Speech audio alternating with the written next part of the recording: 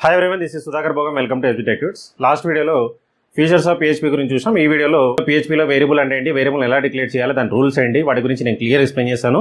వీడియోని స్కిప్ చేయకుండా ఎండ్ వరకు చూడండి, మీకు ఈజీగా అండర్స్టాండ్ అవుతుంది. ఎందుకంటే డిగ్రీ ఎగ్జామ్స్ లో కానీ బీటెక్ ఎగ్జామ్స్ లో కానీ PHP లో వేరియబుల్స్ గురించి క్వశ్చన్ అయితే అడుగుతూ ఉంటాడు. ఇక వీడియోని స్టార్ట్ చేసే ముందు మన ఛానల్ ఎవరైతే కొత్తగా చూస్తున్నట్లయితే ఏమంటే సబ్స్క్రైబ్ చేసుకుని పక్కన బెల్ ఐకాన్ ఉంటుంది, అందులో ఆల్ సెలెక్షన్ అయితే మనం అప్లోడ్ చేసే వీడియోస్ ముందుగా మీకు నోటిఫికేషన్ వస్తూ ఉంటుంది. అలాగే వీడియోని మీ ఫ్రెండ్స్ కూడా షేర్ చేయండి. వీడియో చూసిన తర్వాత ఒక లైక్ కామెంట్ అయితే కంపల్సరీ చేయండి. మరి ఇక్కడ what is mean by variable?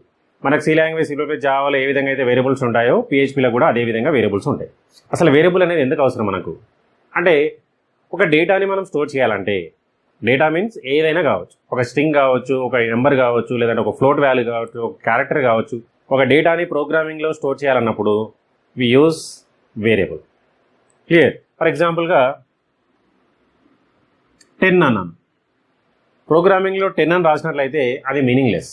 ఎక్కడ పోయి స్టోర్ అవుతుంది అది 10? క్లియర్? మనకు మెమొరీ అనేది కంప్యూటర్ మెమొరీ ఫర్ ఎగ్జాంపుల్ ఈ విధంగా ఉంది అనుకుందాం, ఇట్లా బ్లాక్స్గా. ఓకే, ప్రతి బ్లాక్కి ఒక అడ్రస్ ఉంటుంది. ఫర్ ఎగ్జాంపుల్ ఈ బ్లాక్ ఒక అడ్రస్ 1010 అనుకుందాం. ఓకే, సో 10 అనేది ఇక్కడ వచ్చి స్టోర్ అయింది అనుకుందాం. ఇప్పుడు దాన్ని నేను కాల్ చేయాలంటే ఎలా చేయాలి? దానికి ఒక నేమ్ ఉందా అంటే లేదు. క్లియర్? సో దానికి ఒక ఐడెంటిటీని ఇవ్వాలి మనం. క్లియర్? ప్రతి వాల్యూకి ఒక ఐడెంటిటీని మనం ప్రొవైడ్ చేయాలి. ఆ ఐడెంటిటీనే మనం వేరియబుల్ అంటాం. క్లియర్? సి లాంగ్వేజ్లో అదే ఉంటుంది, సి++లో అదే ఉంటుంది, జావాలో కూడా అదే ఉంటుంది, PHPలో కూడా సేమ్ స్టోరీ. సో సింపుల్గా వేరియబుల్ అనేది ఏంటి అంటే నేమ్ ఆఫ్ స్టోరేజ్ లొకేషన్. ఒక లొకేషన్ యొక్క నేమ్, ఒక ఐడెంటిటీ, దాన్ని మనం వేరియబుల్ అంటాం. Clear? So variable means name of storage location is nothing but a variable. ఒక చిన్న డెఫినేషన్ మనం ఒకసారి చూసినట్లయితే చూడండి, a variable is a name of storage location. దీన్నే ఏ విధంగా అనొచ్చు, ఇంకా variables are used to store data like string of text, numbers etcetera. అంటే so variables are used to store data. ఒక డేటాని స్టోర్ చేయాలంటే ఒక వేరియబుల్ కావాలి. ఫర్ ఎగ్జాంపుల్గా x=10 అంటే ఒక మీనింగ్ ఉంది. సో x అనే మెమొరీలో 10 అనేది స్టోర్ అవుతుంది. సో దాన్ని మనం కాల్ చేయాలంటే x అంటే మనకు 10 వస్తుంది. ఆ విధంగా మనకు వేరియబుల్ అనేది యూజ్ అవుతూ ఉంటుంది. క్లియర్? వితౌట్ వేరియబుల్ డేటాని స్టోర్ చేయాలంటే ఇంపాసిబుల్. క్లియర్? ఒక వాల్యూ స్టోర్ చేస్తున్నామంటే దానికి ఒక ఐడెంటిటీ అనేది కంపల్సరీ ఉండాలి, అక్కడ పోయి అది స్టోర్ అవుతా ఉంటుంది. క్లియర్? సో దాన్ని మనం వేరియబుల్ అంటాం. ఇంకా ఏమంటుంటే చూద్దాం. In PHP a variable is declared using a $sign followed by the variable name. PHPలో ఒక వేరియబుల్ని మనం డిక్లేర్ చేయాలంటే $sign డిక్లేర్ చేయాలి. అదే మనం జావాస్క్రిప్ట్ అయితే ఏం చేస్తాము, వేర్ అనే కీవర్డ్ యూజ్ చేస్తూ ఉంటాం. క్లియర్? వేర్ వేరియబుల్ నేమ్ అని యూజ్ చేస్తూ ఉంటాం. బట్ PHPలో $sign యూజ్ చేయాలి. ఫర్ ఎగ్జాంపుల్ ఒక వేరియబుల్ డిక్లేర్ చేయాలనుకోండి, అప్పుడు మీరు ఏం చేయాలి అంటే $సింబల్ పెట్టేసి variable name for example x, ఈ విధంగా మనం డిక్లరేషన్ చేయాలి. క్లియర్? అదే మనం జావాస్క్రిప్ట్ అయితే ఏం చేస్తాము, వేర్ x అని డిక్లేర్ చేస్తూ ఉంటాం. అదే PHP అయితే $సింబల్తో డిక్లేర్ చేయాలి. ఇంకా ఏమంటే చూద్దాం. PHP is a loosely typed language, so we do not need to declare the data type of the variable. PHPలో వేరియబుల్కి డేటా టైప్ని మెన్షన్ చేయాల్సిన అవసరం లేదు. మరి ఎట్లా ఐడెంటిఫై చేస్తుంది చూడండి. It automatically analyse the value and makes conversion to its current data type. అంటే ఇక్కడ కన్వర్షన్స్ కూడా అవసరం లేదు. ఒక వాల్యూని మనం ఒక వేరియబుల్లో స్టోర్ చేస్తున్నామంటే బేస్డ్ ఆన్ వాల్యూ ఆ వేరియబుల్ డేటా టైప్ అనేది డిసైడ్ అవుతుంది. ఎప్పుడు? రన్ టైంలో. సేమ్ మనకు జావాస్క్రిప్ట్లో కూడా అదే విధంగా ఉంటుంది. సో జావాస్క్రిప్ట్లో కూడా డిక్లరేషన్ చేసినప్పుడు డేటా టైప్స్ యూజ్ చేయం. PHPలో కూడా మనం డేటా టైప్స్ అనేది యూజ్ చేయాల్సిన అవసరం లేదు. డైరెక్ట్గా డిక్లరేషన్ చేసేస్తాం, వాల్యూ కూడా ప్రొవైడ్ చేస్తూ ఉంటాం. బేస్డ్ ఆన్ వాల్యూ, ఆ వాల్యూని బేస్ చేసుకొని ఆ వేరియబుల్ డేటా టైప్ అనేది రన్ టైంలో డిక్లరేషన్ అవుతూ ఉంటుంది. సో దానికి కన్వర్షన్స్ కూడా అవసరం లేదు, ఆటోమేటికల్లీ జరిగిపోతా ఉంది. ఇంకా చూద్దాం ఏమంటున్నాం చూడండి. Assignment operator is used to assign the value to A variable. ఒక వేరియబుల్కి వాల్యూని అసైన్ చేయాలంటే ఏం చేస్తాము, అసైన్మెంట్ ఆపరేటర్ యూజ్ చేస్తాం. అది ఆల్రెడీ మనకు తెలుసు. ఒక వేరియబుల్ని డిక్లేర్ చేయాలంటే ఒక చిన్న సింటాక్స్ చూసినట్లయితే చూడండి, $వేరియబుల్ నేమ్ ఈక్వల్ టు వాల్యూ. ఒక చిన్న ఎగ్జాంపుల్ చూద్దాం. ఇక్కడ example $x equal to for ఎగ్జాంపుల్గా 10. ఇంకొక ఎగ్జాంపుల్ చూద్దాం. నేమ్ ఈక్వల్ టు డబుల్ కొటేషన్లో ఫర్ ఎగ్జాంపుల్గా రోబో. సో స్ట్రింగ్ అయితే డబుల్ కొటేషన్లు ఇస్తాం, మన ఇష్టం, మన రిక్వైర్మెంట్ని బట్టి వాల్యూ అనేది మనం ప్రొవైడ్ చేస్తూ ఉంటాం. బేస్డ్ ఆన్ వాల్యూ ఈ వేరియబుల్ అనేది డిసైడ్ అవుతూ ఉంటుంది. క్లియర్? మనం ఇక డేటా టైప్ని డిక్లేర్ చేయాల్సిన అవసరం లేదు. ఓకే, ఒకవేళ వాల్యూ ఇవ్వకపోతే అంటే ఫర్ ఎగ్జాంపుల్ ఇప్పుడు చూడండి, $x అని డిక్లేర్ చేసిన అంటే దానికి వాల్యూ నేను ప్రొవైడ్ చేయాలి. ఒకవేళ మనం వాల్యూ ప్రొవైడ్ చేయకపోతే బై డిఫాల్ట్ వాల్యూ అనేది కంపల్సరీగా ప్రతి వేరియబుల్కి ఉంటుంది. ఆ సి లాంగ్వేజ్ అయినా, సి ప్లస్ అయినా, జావా అయినా, పైథాన్ అయినా, ఏదైనా సరే ఒక వేరియబుల్కి మనం వాల్యూ ప్రొవైడ్ చేయలేదంటే దానికి డిఫాల్ట్ ఇనిషియల్ వాల్యూ అనేది పక్కా ఉంటుంది. మరి పిహెచ్పిలో డిఫాల్ట్ ఇనిషియల్ వాల్యూ ఏముంటుందంటే నల్ వాల్యూ ఉంటుంది. చూడండి, if the value is not assigned to a variable, then by default the value is null. Null value store అయి ఉంటుంది బై డిఫాల్ట్. క్లియర్? మరి ఇక్కడ వేరియబుల్ని డిక్లేర్ చేయాలంటే మనం ఏమేమి రూల్స్ ఫాలో కావాలి? సి లాంగ్వేజ్లో అయితే కొన్ని రూల్స్ ఉంటాయి, సి ప్లస్లో ఇంకో కొన్ని రూల్స్ ఉంటాయి, జావాలో కూడా జావాకు సంబంధించిన రూల్స్ ఉంటాయి. మరి వాట్ అబౌట్ పిహెచ్పిలో ఒక వేరియబుల్ని డిక్లేర్ చేయాలంటే మనం ఏమేమి రూల్స్ ఫాలో కావాలో అది వెరీ వెరీ ఇంపార్టెంట్. చూద్దాం కొన్ని రూల్స్.